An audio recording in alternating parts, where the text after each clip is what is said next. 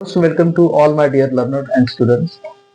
In the series of figure of speech, भाषेचा अलंकार या सिरीज मध्ये आपण आज बघणार आहोत अलिट्रेशन आणि दुसरा टॉपिक आहे repetition. Okay, alliteration means when consonant sound or letter is repeated is called alliteration.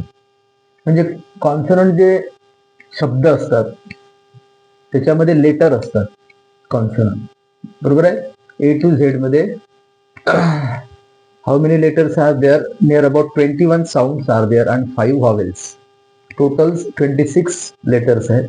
तर त्याच्यामध्ये कॉन्सनंट साऊंडचे जे शब्द लेटर रिपीट होत असतील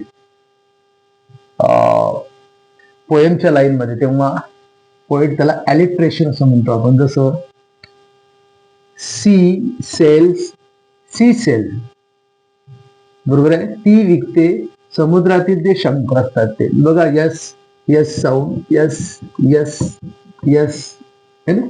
यस यस साऊंड हा काय होत आहे? रिपीट होत आहे, अलिट्रेट होत आहे, बरोबर आहे.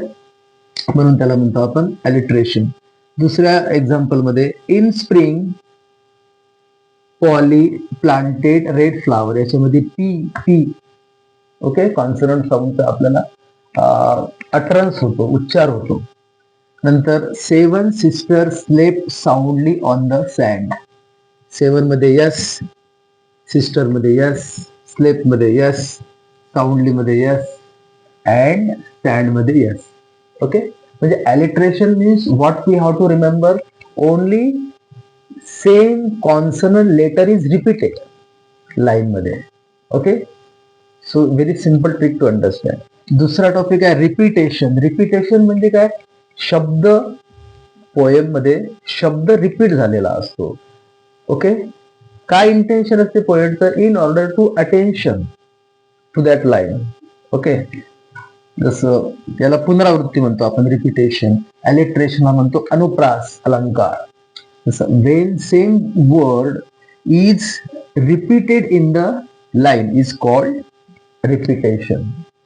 एक्झाम्पल घेतलेले आहेत आपण. It was the best of time, it was the worst of time. बघा, it was, okay, of times, दुसऱ्यामध्ये इट वॉज पुन्हा रिपीट झालं.